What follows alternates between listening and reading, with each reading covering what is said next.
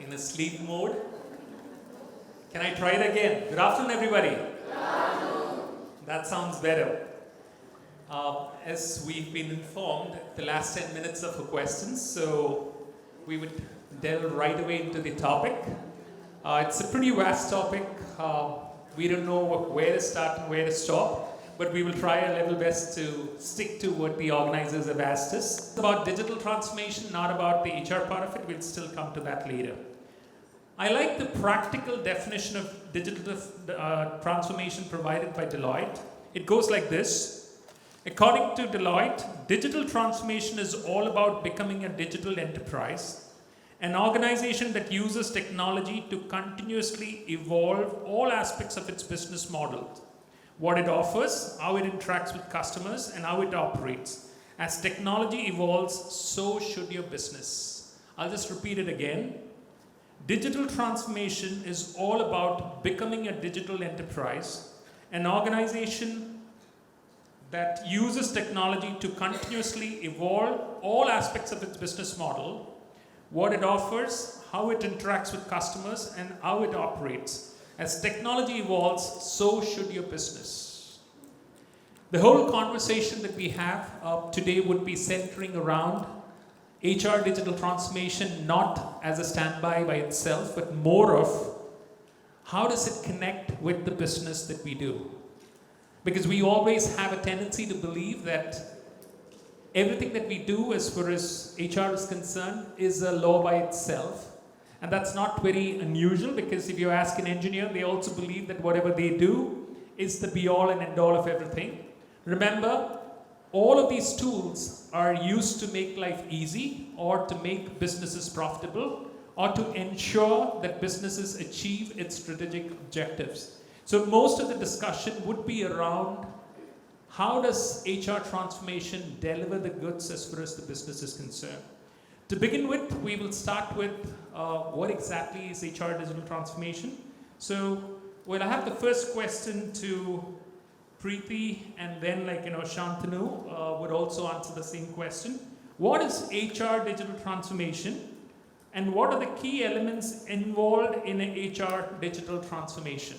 This is perhaps just to bring all of us on the same page before we proceed, for the simple reason that most of us would have your own definitions and would have read so many articles. So we need to get ourselves on one stage or one point of view about what it is. We agree to something and then move on from there. Question again, what is HR digital transformation? What are the key elements involved in an HR digital transformation? Let's start with Preeti. Thank you, Ben, and good afternoon, everyone. So you have very rightly already defined the transformation, and I think we all are going through a transformation. So I'm even not going right now HR, but we all, if you look at 5 years, last 5 years, we every day is going through a transformation, and when we talk about transformation, it is about a change management. And when we do a change management, ultimately the goal is a business profitability, to achieve the business results, to have a people-centric organization and have a culture of the organization. So again, when we look at HR transformation also, it is again aligning with the business objectives today and aligning with the people strategy. So HR transformation definitely support employee efficiency, I'll say productivity, then again how we will able to provide quick solution to the people who are working in our organization. And obviously digital is the platform today which is providing the solution, and I think without technology, today even a single day or 1 hour, I'll say we can't work without technology. If there is imagine there is no Wi-Fi or no internet, we can't even work. So that is you can say that technology is already enabled in our work today, but that is definitely helping us to reach our objectives. I was reading one of the definition, and I'll read it out here from McKinsey, and they have defined it very beautifully about digital transformation in HR. So they talk about digital transformation is defined as the rewiring of an organization with the goal of creating value by continuously deploying technology at scale. So definitely it's like how we want to use the technology in our day-to-day processes in HR. But again, here I'll say the level of difference is there because every industry requirement is different. So when we look at HR digitization, it is more about your industry, your requirement, which tools will help you to achieve the results. So it can't be a one size fit for all, even when it comes to HR transformation and digital transformation. We have to look forward that in my organization, what is the business goals which I have to drive, and then it is aligning with the requirement. And the key elements, as you have mentioned in your second question, it's again a mindset and leaders coming on board who will drive those transformation. So it starts from top that our leaders has to be onboarded with this kind of concept that what we are aligning in people's strategy. And then it is looking at the clear assessment that what is the gap today. So first we have to do the gap analysis that where are we today and where we want to reach. And these are the very critical, I'll say, elements. And then we'll talk more about, like in HR, we are already using in talent acquisition, learning and development, talent management. So obviously during the conversation, we'll have more detailed conversation around it. Thanks, Preeti. I'm sure that you have understood everything that she said. In a nutshell, what she said is creating value. So creation of value to further our business goal is exactly what the intent is. And that change is not in the platforms. Obviously, that keeps happening. And that's something which is easier to incorporate. The change has to happen in each of us, the people who lead the organization, so as to ensure that it creates value. Thanks, Preeti. Over to Santanu. Good afternoon, everyone. I think you heard from Ben what Deloitte defines and from Preeti what McKinsey defines. So it would be futile for me to add any value to the definition part of it, I guess. But maybe I can just simplify when we look at any company goes for any adoption of digital tools.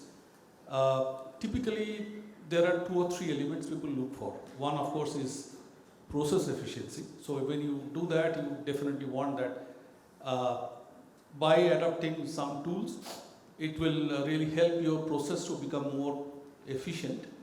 Second element, which when any company goes for any digital adoption, is of course experience. And when I say experience, I am just saying this not only restricted to HR, but if you look at customer experience, employee experience, even for that matter, if you look at your value chain, the efficiency of your supply chain, etc. So mainly if you look at any digital transformations or any digital adoption, typically try to bring value in these 2 parameters. One is process efficiency and second is of course the experience.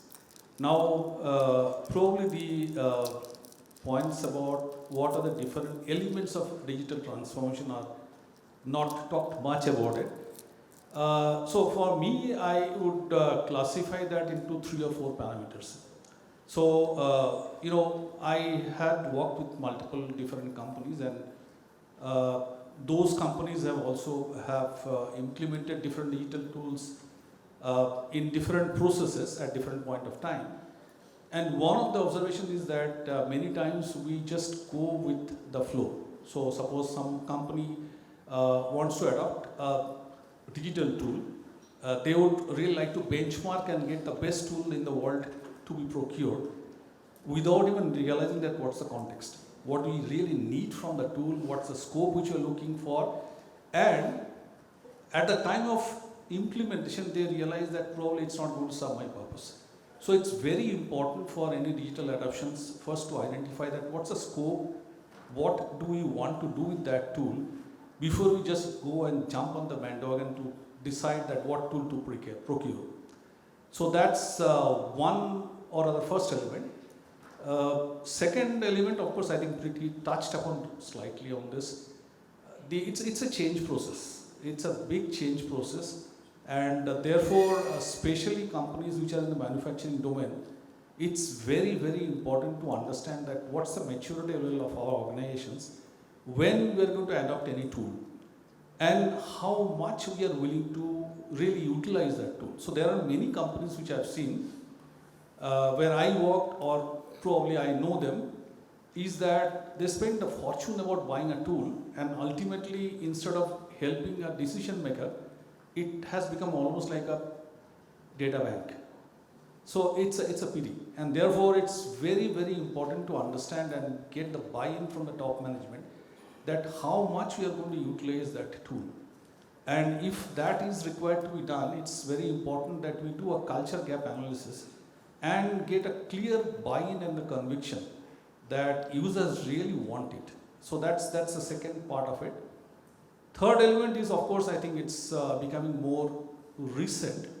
That's more of a data security, and also I would say that some cases IP etc. But more of data security part of it. It's becoming more and more important. Especially many Indian companies are now doing business with countries in the Europe or US.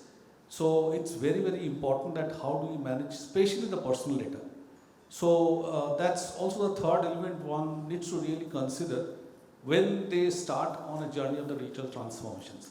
So there may be multiple other points, but at the basic level, these are the three elements one really has to consider before they start their journey on the digital transformations. Thank you. Thanks, Shantanu. That is like process and experience, two things in a nutshell is put across. And the element stating, understand what is it that you require before you acquire. The cultural part of it, are you really utilizing it? And this is no exaggeration because the ironical thing that happened during the pandemic when we had the great resignation was we had all these tools, all the AI tools were still in circulation. Yet everybody from Google downwards who are technology leaders managed to hire a whole lot of people whom they did not require. And in 23, that's how we saw in the first quarter, over 150,000 people who were laid off. Not because the AI tools went wrong, but because they weren't sure on why they hired and what could they do with the people. So that's a very important point to understand. We just don't follow monkey behavior. Everybody else does it, I also do it. Instead, understand that all of these tools by themselves are neutral, are great, provided you understand why you're using and how you're using. Thanks, Shantanu. So the second question is to you, Vinayak. Our topic says navigating digital transformation in the modern workplace.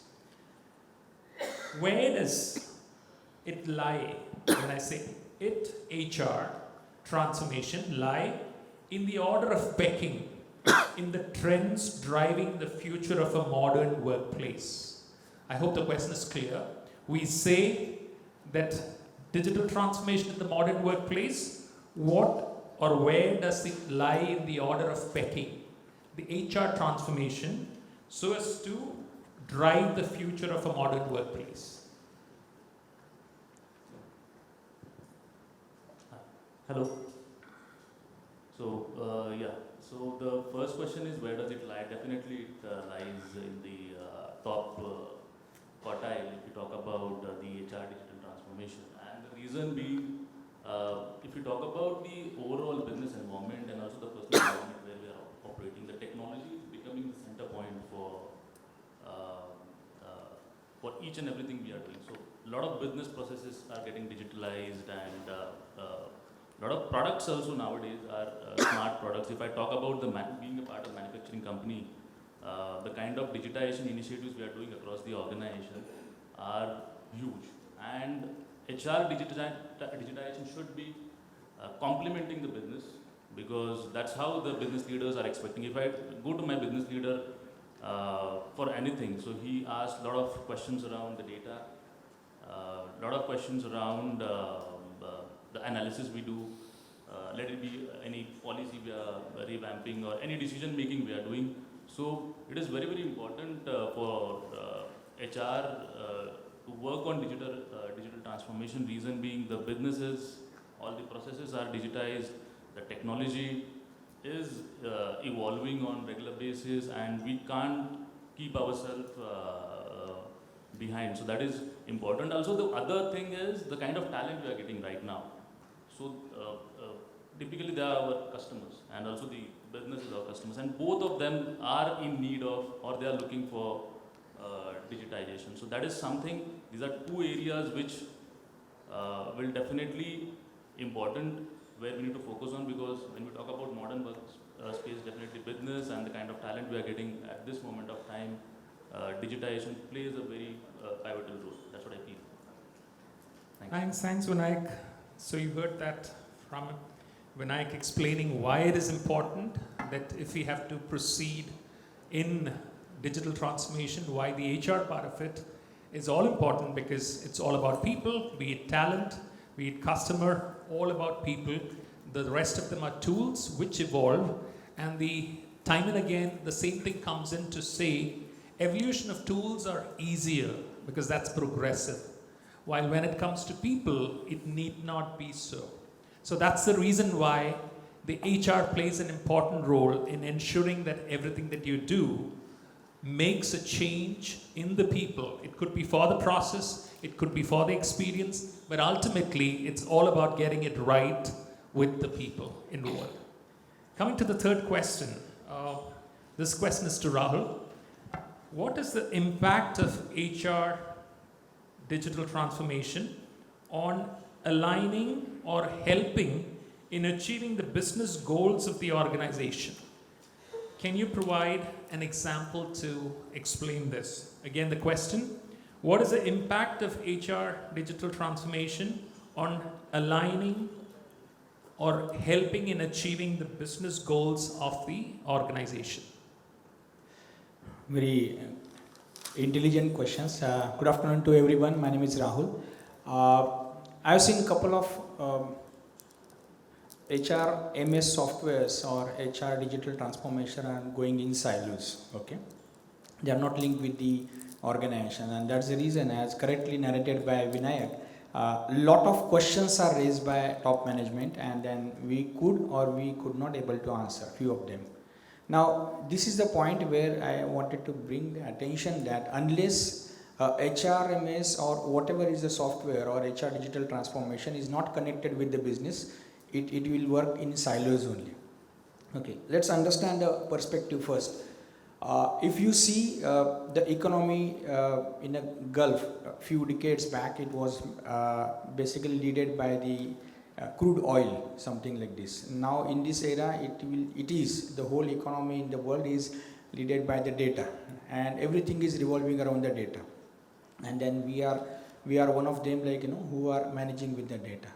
Now, if we are not managing the data in the right sense, we are not creating the right questions to create the right platform for our organizations, the impact of the HRMS or HR transformation will not have on the business. Example, let's understand, like, business are doing some 3 to 5 years business plannings. HR, I have seen a lot of times they need to struggle to understand the 3 to 5 years KPIs and all. And what KPIs of HR will impact on business is vice versa a big question. So if, as correctly narrated by Santanu, if we know the purpose and if the HR is involved in the purpose of like having the digital transformation, I think the organization transformation in digital way and the HR has to go hand in hand. And I think this is the only way we will impact on different parameters. Let it be operational efficiency, let it be reducing the NVH, moreover it is process improvement, and then only it will impact on the organizations either on two aspects. One is the top line, another is the bottom line. Thanks, Rahul. So we heard it that unless and until everything that we do from an HR standpoint is aligned with the business requirement, which means data and loads of data is available. But the question is two things. Are you using it in the right way? Is it relevant data that you're gathering? Is it relevant data that you're analyzing? And does it help you arrive at strategic decisions which should influence your top line and your bottom line? That's it in a nutshell. And if that doesn't happen, it means that data is just, as Santanu was mentioning, a data bank for which you have paid a huge price, and it just gathers information possibly without being put to real use. The fourth question would be to three of you, Santanu, Vinayak and Preeti, in that order. based on your personal experience, what best practices have you introduced in your organization for achieving key business objectives? In simple words, what have they done in their respective organizations, which could not necessarily have to be the current organization, whichever places that you worked? How did it help in achieving business objectives in your space? This is real life experience. Good to hear what have they done and how does it help, so that it also gives us a clue, not just that these could be done, what all are the possible improvements that could be done on the ones which they would have done in the past few years. These are difficult questions. Well, I think I would just say that it needs to be something to do with the digital, or anything will do. Oh, okay. Well, I think I would just talk about a process, and digital is going to be a part of it. In Schaeffler, I think many of you are here in the HR fraternity, so they know that very well, that how the overall performance management systems is viewed in the organizations and what normally happens in the month of March, April. So I don't need to get into there that all, but what we rather tried to, I would rather not say it's but it's more of initiated by but I think we really had a lot of deliberations at the leadership team to make this process a little better. Normally, as normal HR persons do, so they outsource this job to some of the leaders to lead this activity from the front. So I try to do that with our sales heads, our CEO, etc., to communicate the overall organization visions, and we did real intense workshops to cascade that. It took probably more than a year. It's not 1 year job. In the first year we started, second year, third year it started getting into more of sink into it. And when we started, it was more of a physical activity. So there was no success factor. We tried to do it just to make sure that the organization understands, and everybody in the organizations has a clear line of sight that how their activity is contributing towards the overall objective. And probably second year end or third year beginning, we also connected that with our variable pay.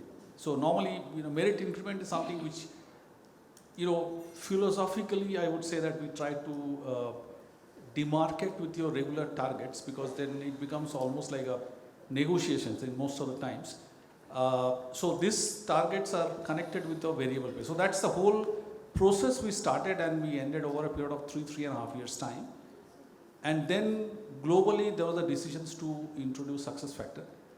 And obviously, as normally many of you know that this kind of activity starts with the headquarter, and it is a clear-cut 2 to 3 years of time lag before it comes to hit your local organizations. And then we kind of used success factor modules to, I would say rather enable this whole performance management process.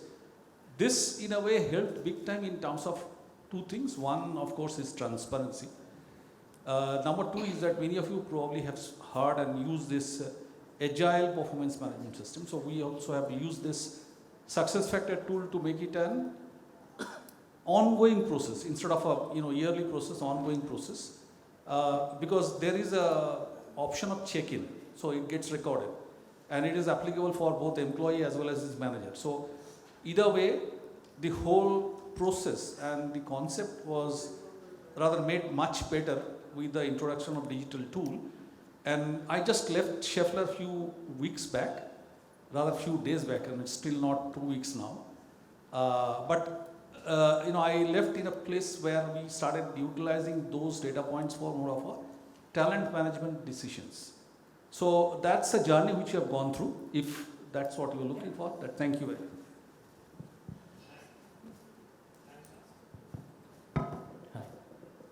So there are a lot of things we did. The way Shantanuji highlighted performance also, one piece where it helped us a lot. But one area which directly relates to the business outcome or probably business expectation is where we got very good results of HR digitization tool is succession planning is something where we use this. So the motto is to build a leadership pipeline and identify the potential talent, and we partnered with a technology partner. A lot of work done before hand to identify the right competencies, and also we work with the technology partner in educating the people to get the right kind of responses, where we launched this 360-degree survey for the leadership people based on behavioral competencies. We took feedback from all the stakeholders, the internal stakeholders, the peers, the employees,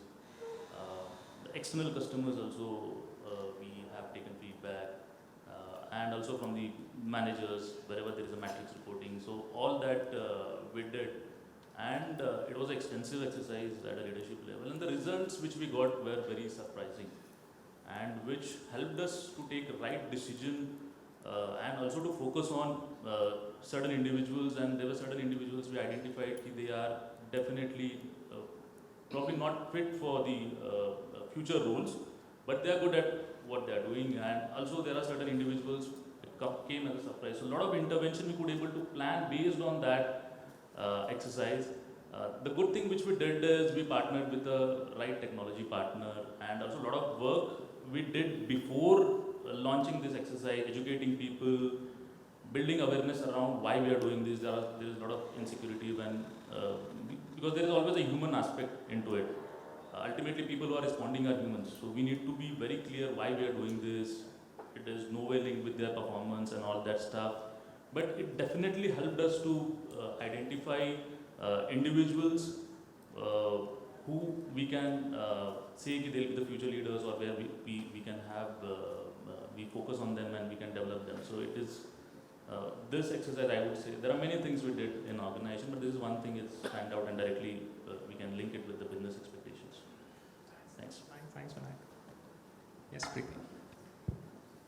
So I'll talk about the skill development, what we have done in one of the organization. And again, and it is a continuous journey. I'll say it's never end at one level, skill development. So definitely we all know 70-20-10 principle. So 70% is on the job learning. But again, when we look at how digital transformation is supporting in 70% on the job learning, it is through platform only, learning platforms. So what we have done is like created a modules where personalized training programs modules were created. And it is again like how we start from a competency development to get the complete data, skill mapping, then defining what are the programs are required for every individual, and those programs is available for everyone. So it is like learning is not now required for a person to present at any of the organizational and workplace, but it is anywhere anyone can have a learning platform available. So that is definitely like it is a shift again, that you don't have to like block your certain hours for learning. It's whenever you feel today I want to learn these skills, it's available for me. So that is something personalized learning opportunities what we have provided, and it's again an ongoing journey. So definitely we are looking forward how we can more develop people onto that their requirement and have a better like people can move into a leadership role, and this is because of digital platform what has supported us in this journey. Thanks, Preeti. So we heard three cases, all three of them around employees or talent. Some of it forms the basis for talent development. Preeti concluded with the concept of hyper-personalized training modules anytime, anywhere, which means you don't have to go through the traditional methods. Vinayak also mentioned about how they made a difference. I mean, competencies exist, but how the digital part of it did help in developing further. I will conclude with a couple of examples that we did, more from the technology part of it, using the technology part of it. I work in a platform engineering company called Fulcrum Digital. We have our internal Gen AI platform called the RISE, which we launched last year. We have used that for two purposes. Currently, we're using it for two purposes. First one is we launched a bot, which is nothing great because for the past 10 years, we have launched multiple bots. But the difference with this bot is that it was attached to our intranet, not just to answer policy queries or queries which are of the routine nature, but to get into an intelligent model where maybe an L1 or L2 part of the queries can be handled, which means we are now training. I have picked up 3 years data from our HR help desk.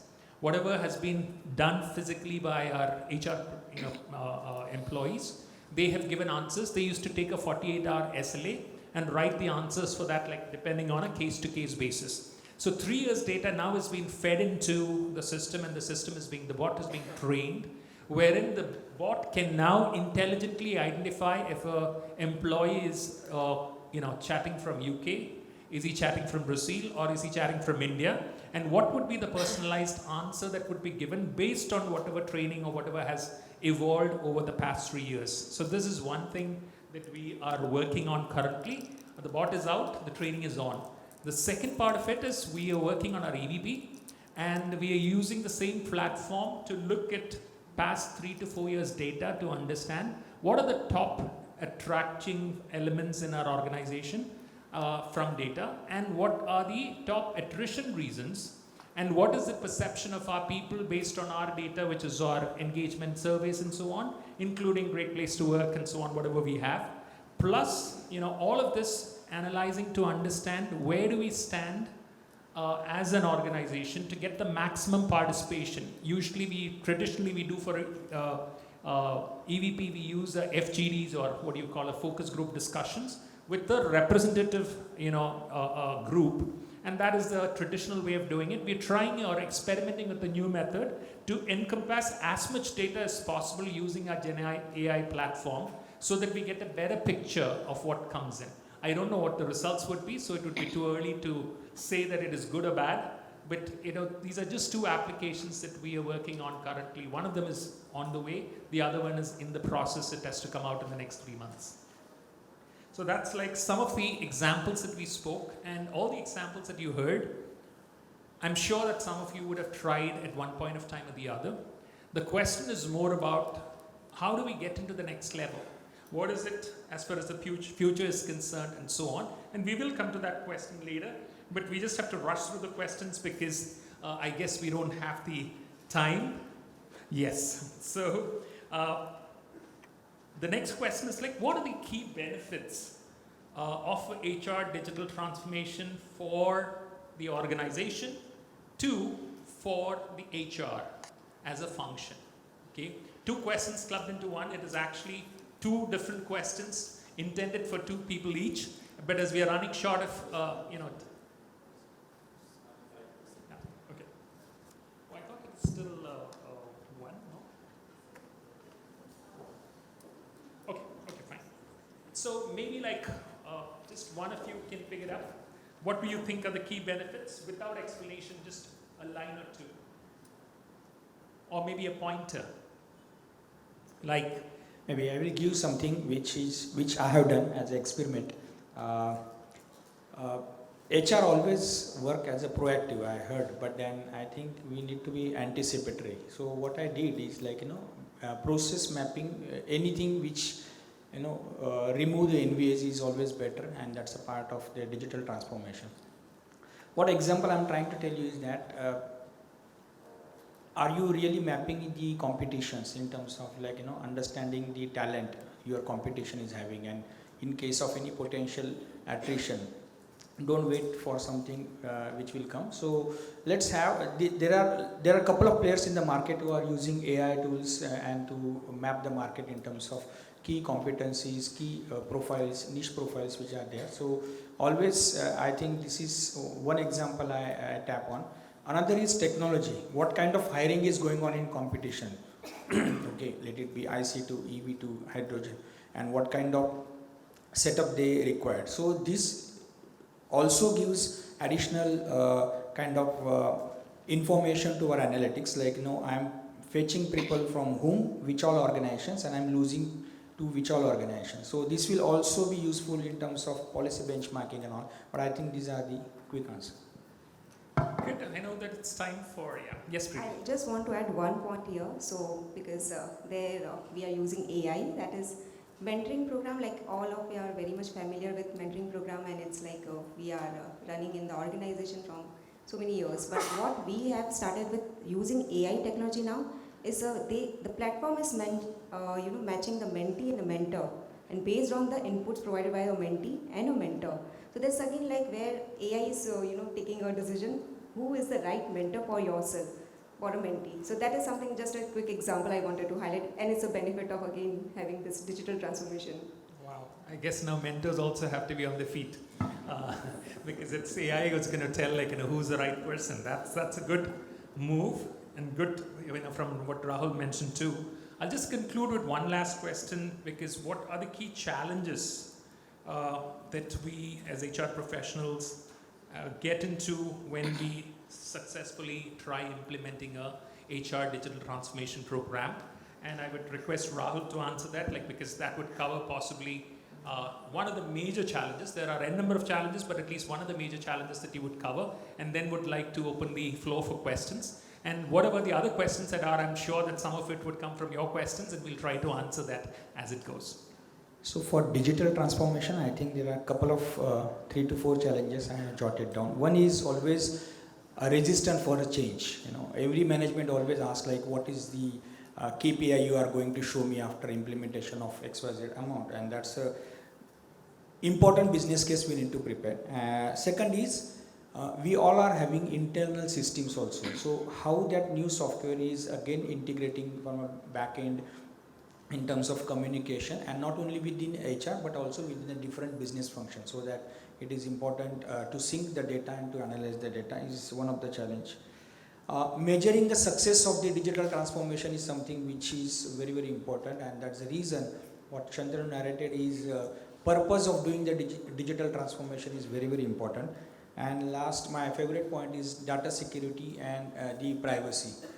If you are aware about GDPR guidelines and all, have you heard any time DPDP Act? Anyone? Yeah. So this act is a Digital Personal Data Protection Act, which is a very important act which is yet to come. It is not implemented yet, but maybe post elections you will see this implementation very rigorously. Why I am telling you this, because this is as good as comparable with the GDPR guidelines, and very, very expensive in terms we are not following the terms. I will give one example, practical example.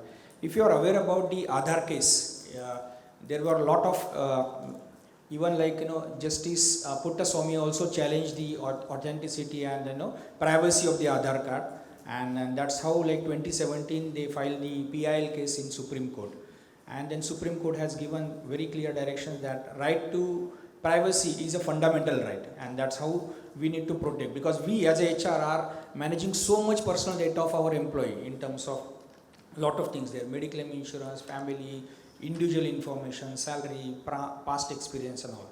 So why I'm telling you that the new act DPDP is something which is very, very huge in terms of implementation. There are a lot of factors which are affecting, and what a major we can do is a quick process improvement in your HR transformation project. If you are doing that in terms of your service partner, then have some kind of audits, process audits, have some kind of audits pertaining to cyber security, because attacks will be more there, and in case some organizations are losing any personal information, the amount of penalty is around 250 crores, which is as good as the revenue of any big company or small company. So be mindful when you are implementing digital transformation. These are something important challenges I feel.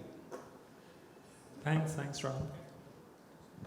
I think one of the major challenge, without even taking anything from him, is our job. So I would say that that's a very, very important element, and prima facie people are of my age have already crossed that thread, but there are many youngsters. I would say that we should really kind of, it's not required that you need to know programming, but at least to be tech savvy or being open to this, whatever coming in the market is very, very critical to stay in the race. That's going to be a very, very critical challenge for many of us. That's how I see the practical threat, besides a legal threat which Rahul has said about 250 crores. Thanks, Santanu and Rahul. Very important, the legal part of it. Even more important is what Shantanu mentioned, stay relevant, otherwise you go out of circulation. Simple. Girls, can we have a round of applause for all of them? Thank you so much, Bensely, for spearheading the conversations and extracting those very insightful